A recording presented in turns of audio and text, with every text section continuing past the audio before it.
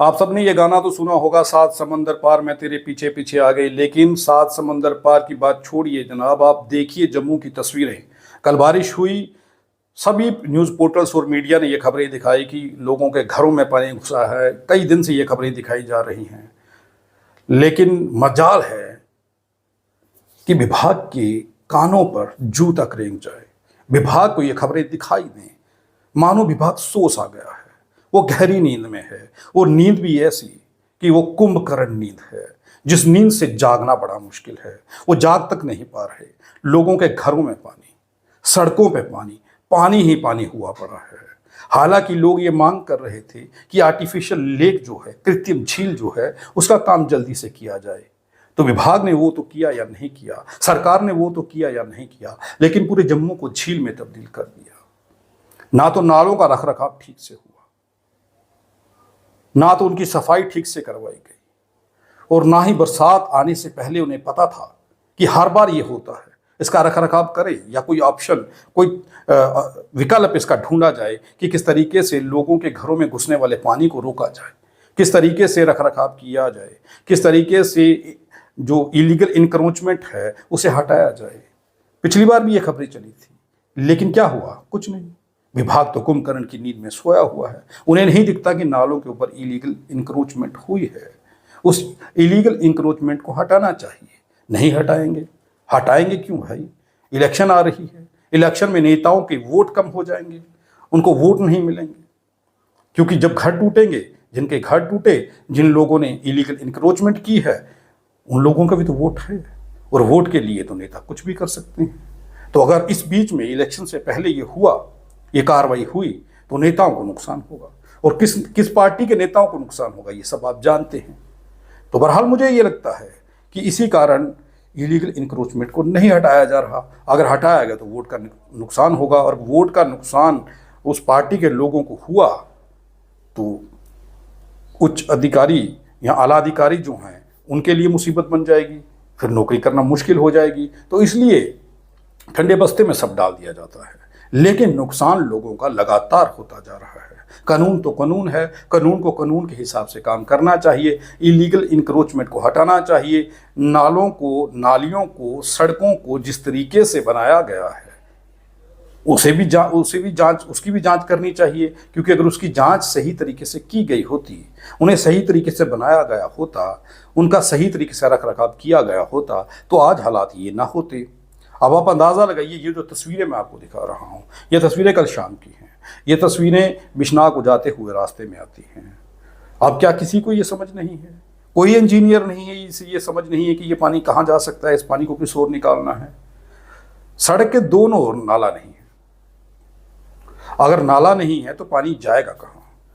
क्या कमाल की इंजीनियरिंग है कि बार बार सड़क बनाई जाती है, बार बार सड़क बह जाती है, लेकिन नाला नहीं बनाया जाता कि इस पानी को वहाँ से निकाला जाए, इसका निकास हो और ये सड़क जो है वो बची रहे। इस सड़क पर कम से कम 3-3 फुट पानी है, और उस पानी में से लोग कैसे निकल रहे हैं, तस्वीरें आपके सामने हैं। इन तस्वीरों को देखिए, लोग कैसे रिस्क लेके निकल रहे हैं। कई लोग तो एक तरफ खड़े होकर के ये देखते हैं निकलें कैसे, पहले कोई और निकले। अगर वो निकल गया तो हम भी निकल जाएंगे, तो अगर वो गिर गया तो हम नहीं निकलेंगे। ऐसे हालात जो हैं वो जम्मू के बने हुए हैं। तस्वीरें बहरहाल मैं बिश्नाह की दिखा रहा हूँ, बिश्नाह इलाके की ये तस्वीरें हैं, जो तस्वीरें आपको दिख रही होंगी। मानिए कल जब ये काम होगा तो बड़े बड़े पेड़ निकाले हुए, बड़ी बड़ी गाड़ियों में नेता यहाँ रिबन काटने के लिए आएंगे, नारियल फोड़ने के लिए आएंगे। लेकिन इस वक्त ना तो नेता वहाँ दिख रहे हैं और ना ही कोई विभाग का व्यक्ति वहाँ दिख रहा है।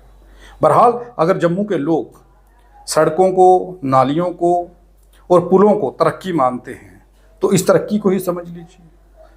हालांकि नेताओं का ये काम नहीं है, ये विभागों का काम है, विभाग ने ये करना होता है। लेकिन रिबन काटना और नारियल फोड़ना ये तो जन्मसिद्ध अधिकार है नेताओं का। काली ऐनक लगाए हुए, मूंछों का ताव देते हुए या फिर बड़ा पेड़ निकाले हुए ये नेता यहाँ पहुँच जाते हैं, रिबन काटते हैं, नारियल फोड़ते हैं। हालांकि काम विभाग कर रहा होता है, नेताओं का इसमें कोई काम होता नहीं है। लेकिन राजनीति चमकानी है कि नेताजी ने ये सब कुछ करवाया है। चलिए, अगर यही करवाया है तो अब वो नेता कहाँ हैं जो नेता क्रेडिट लेने के लिए पहुंचते हैं कि ये काम हमने करवाया है, वो नेता अब क्यों नहीं दिख रहे हैं कि जब ये पूरा जम्मू पानी में डूबा हुआ है? वो नेता अब खामोश क्यों है? उनके मुंह पर ताला क्यों लगा हुआ है? विभाग भी कुंभकर्ण नींद में सोया हुआ है। नेता भी मौके की तलाश में है कि विभाग कब काम शुरू करवाए और हम वहां पर आकर के राजनीति चमकाएं।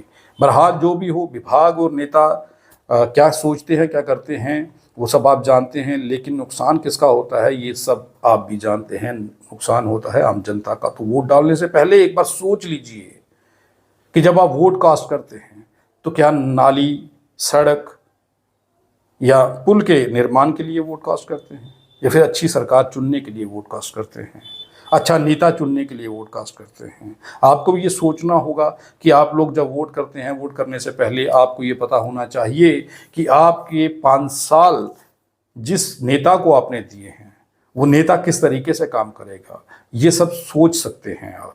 लेकिन विभाग की जो इंजीनियरिंग है उनकी तस्वीरें भी आपके सामने हैं। पूरा जम्मू पानी में डूबा हुआ था और लोग चिल्ला रहे थे, मीडिया तस्वीरें दिखा रहा था, लेकिन विभाग कुंभकर्णी नींद में था और नेता अपने घर में बैठ कर के ये इंतज़ार कर रहे थे कि कब कोई प्रपोजल आए, कब सड़क का या नालों का निर्माण शुरू हो और हम वहाँ पर आए, नारियल फोड़ें, रिबन काटें और फ़ोटो खिंचवा करके अखबारों में दें। बहरहाल लोगों को अब ये सोचना होगा कि आप लोगों के लिए जो मुसीबतें बनी हैं ये नेताओं की वजह से हैं या विभाग की वजह से। ये कमेंट बॉक्स में लिख करके बताइए कि किन की वजह से ये सब हुआ है। आप देखते रहें RTA इंडिया न्यूज़, लोकतंत्र का पहरेदार, ताकि हम पहुँचा सकें आप तक वो खबरें जो नहीं पहुँच रही हैं या फिर जो नहीं पहुँचाई जा रही हैं। धन्यवाद। हम किसी भी प्रकार का कोई विज्ञापन नहीं लेते हैं, हम आज़ाद पत्रकारिता करते हैं। अगर आप चाहते हैं कि आज़ाद पत्रकारिता जिंदा रहे तो RTA इंडिया न्यूज़ का आर्थिक सहयोग करें।